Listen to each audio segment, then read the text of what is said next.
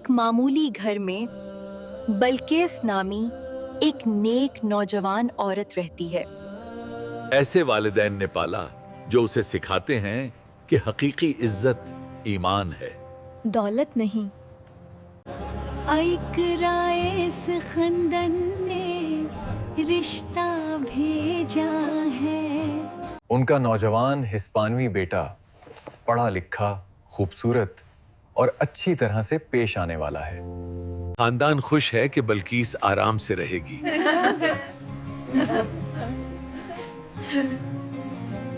یا اللہ ہماری مغفرت فرما اور ہم پر رحم کر۔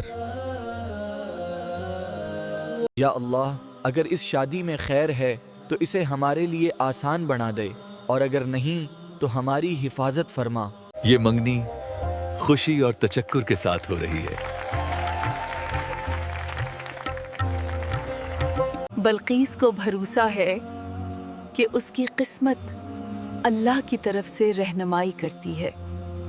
ماشاءاللہ نکاح کی تقریبات جری ہیں، قرآن پاک کی آیات سے فضا معمور ہے۔ اور اس کی نشانیوں میں سے یہ ہے کہ اس نے تمہارے لیے تمہاری ہی جنس سے جوڑے پیدا کیے تاکہ تم ان کی طرف سکون حاصل کرو۔ یا اللہ اس رشتے کو ایمان اور سکون سے نواز۔ ہے وہ ایک عظیم الشان حویلی میں داخل ہوتی ہے جہاں سنگ مرمر کے فرش، نوکر اور ہر طرف۔ یہ کیسی جگہ ہے؟ میں کہاں آ گیا ہوں؟ میں کہاں آ گیا ہوں؟ شراب کی بو آتی ہے۔ بلقیس خاموش ہے لیکن اس کی روح کانپ اٹھتی ہے۔ دوستوں کے ساتھ بس ایک جشن۔ میرے پیارے، اللہ نے نشے حرم کیے ہیں۔ اے ایمان والو، نشہ اور جوا شیطانی عمل کی گندگی ہیں، ان سے باچھو تاکہ تم کامیاب ہو سکو۔ اس کے ساتھی مذہب کا مذاق اڑاتے ہیں، نماز چھوڑ دیتے ہیں اور گناہوں پر فخر سے بات کرتے ہیں۔ یہ کیا ہو رہا ہے؟ اندھیرا چاہ رہا ہے، میری مدد کرو۔ وہ ہر رات کھانا تیار کر کے انتظار کرتی ہے، صرف اکیلے کھانے کے لیے۔ اس کی سرگوشی والی دعا ہی اس کا واحد سکون بن جاتی ہے۔ کیا ہوا میری بچہ؟ تمہاری آنکھیں بتا رہی ہیں کہ تم پریشان ہو۔ صبر عبادت ہے، لیکن اسلام کبھی ظلم کے سامنے خاموش رہنے کو نہیں کہتا۔ عقل مندی سے بات کرو اور اپنی عزت کبھی مت کھونا۔ آپ نے ایمان والے غر کا وعدہ کیا تھا، اپنے ہاتھوں سے تباہی کیوں لا رہے ہیں؟ میری زندگی کو کنٹرول مت کرو۔ لا گواہ ہے تہاں تری رحمت کے طلبگر ہیں، یا اللہ ہماری مغفرات فرما۔ اس کی رہنمائی کریں یا مجھے اس امتحان کو برداشت کرنے کی طاقت دیں۔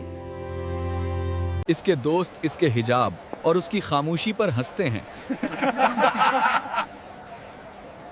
وہ امام علی کو یاد کرتی ہے۔ حق پر قائم رہو، چاہے تم تہاں رہ جاؤ۔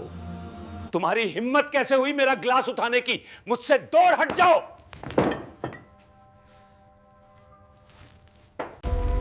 وہ گرتی ہے بلقیس، مگر وقار سے اٹھتی ہے اور سرگوشی کرتی ہے۔ ان اللہ مع الصابرین، بے شک اللہ صبر کرنے والوں کے ساتھ ہے۔ استاد صاحب، میرا دل بہت بے چین ہے، مجھے سمجھ نہیں آ رہا کہ کیا کروں، درد برداشت سے باہر ہے۔ رسول اللہ صلی اللہ علیہ وسلم نے فرمایا، شراب پینے والا نماز سے دور، رحمت سے دور اور جنت سے دور ہے۔ وہ اسے اپنی روح کی حفاظت کرنے اور تباہی نہیں بلکہ اصلاح کی تلاش کرنے کا مشورہ دیتا ہے۔ بیٹا، رشتوں کو نبھانا آسان نہیں ہوتا۔ میری بیٹی کا ہمیشہ خیال رکھنا، خوش رکھنا۔ غانی بغیر تقوی زہر ہے، لیکن تکبر اسے مزید آندھا کر دیتا ہے۔ بلقیس لمبی راتیں سجدہ میں گزرتی ہے دعائے کمیل کی تلاوت کرتے ہوئے۔ یا اللہ، مجھے صبر اور حفاظت عطا فرما۔ بیٹی پیدا ہوئی، ہائے۔ اے اللہ، اسے اس کے والد کے لیے ہدایت کا نور بنا، آمین۔ وہ اپنے فرائض، اپنے بچے اور اپنی نماز بھول جاتا ہے۔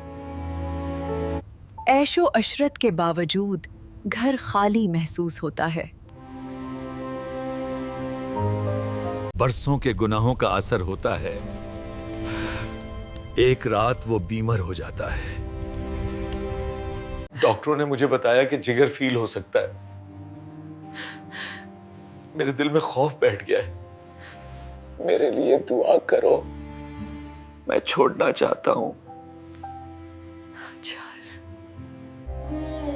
امید ٹمٹماتی ہے۔ وہ نماز پڑھتا ہے، روزے رکھتا ہے اور محفلوں سے گریز کرتا ہے۔ ہفتوں سے گھر قرآن اور آمن سے بھرا ہوا ہے۔ پرانے دوست واپس گاتے ہیں اور وہ پھر گر جاتا ہے۔ ہنسی اور گناہ کی آواز رات کی ہوا میں بھر جاتی ہے۔ ان کی والدہ روتی ہیں، میرے بچے صبر عمدہ ہے۔ لیکن اللہ نے تمہیں ذلت برداشت کرنے کے لیے نہیں بنایا۔ اپنے ایمان اور اپنی اولاد کی حفاظت کرو۔ اگر شوہر کا گناہ عورت کی حفاظت یا دین کو خطرے میں ڈالتا ہے تو وہ مشاورت اور ثبوت کے بعد قانونی طور پر علیحدگی اختیار کر سکتی ہے۔ بلقیس نے رہنمائی کے لیے قرآن کھتلا، اس کی نظر پڑی۔ اللہ ان لوگوں کو جو ایمان لائے تریکیوں سے نکل کر روشنی میں لے آتا ہے۔ اگلی صبح بلقیس اس کی میز کے قرب ایک چھوٹا سا نوٹ چھوڑ جاتی ہے۔ بلقیس اپنے بچے کے ساتھ نہایت سکون اور وقار سے گھر چھوڑتی ہے۔ نہ غصہ، نہ غیبت، بس خاموشی اور ایمان۔ وہ ایک خالی گھر میں اٹھتا ہے اور وہ قرآن دیکھتا ہے جو وہ کھلا چھوڑ گئی تھی۔ تحفے غام اس کے دل کو چھیڑ دیتا ہے۔ وہ مسجد جاتا ہے، سجدے میں گرتا ہے اور روتا ہے۔ رب انی ظلمت نفسی فاغفر لی ولن اعود الى الاثم۔ میرے رب، میں نے اپنے آپ پر ظلم کیا ہے، مجھے معاف فرما اور میں گناہ کی طرف نہیں لوٹوں گا۔ اس نے اپنے گنہگار ساتھی چھوڑ دیے، نماز پڑھنا شروع کی اور خیرت کرنے لگا۔ لوگ یہ تبدیلی محسوس کرتے ہیں۔ کئی مہینوں بعد وہ لکھتا ہے، میں نے اللہ کے حضور توبہ کی ہے، میں معافی مانگتا ہوں اور دعا کرتا ہوں کہ جو کچھ میں نے تباہ کیا اسے دوبارہ بنا سکوں۔ بیٹی، زندگی میں سچائی اور ایمانداری سب سے ضروری ہے۔ اس کے اعمال کا مشاہدہ کریں، اس کے دعووں کا نہیں۔ معافی خوبصورت ہے لیکن بھروسہ مقدس ہے۔ وہ اس کے خاندان کے سامنے عاجزی سے کھڑا ہے، اس کی آنکھوں میں کوئی تکبر نہیں، اس کی توبہ حقیقی لگتی ہے۔ گھر واپس آتی ہے، جذبات کی وجہ سے نہیں بلکہ اس کی دلی توبہ سچی ثابت ہوئی۔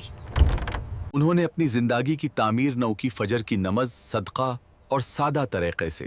بوٹال کی جگہ اب قرآن نے لے لی ہے۔ ناشے تمہارا ایمان، تمہاری عزت، تمہارا گھر جلا دیتے ہیں۔ اصل مرد وہ ہے جو اپنی خواہشات کو شکست دیتا ہے۔ ان کی بیٹی تلاوت کرتی ہے، بسم اللہ الرحمن الرحیم الحمد للہ رب العالمین۔ بے شک نماز بے حیائی اور برائیوں سے روکتی ہے۔ والدین عنایت کے سبب تواضع سے مسکرائے۔ برسوں بعد گھر ایک بار پھر سکون کی سانس لے رہا ہے۔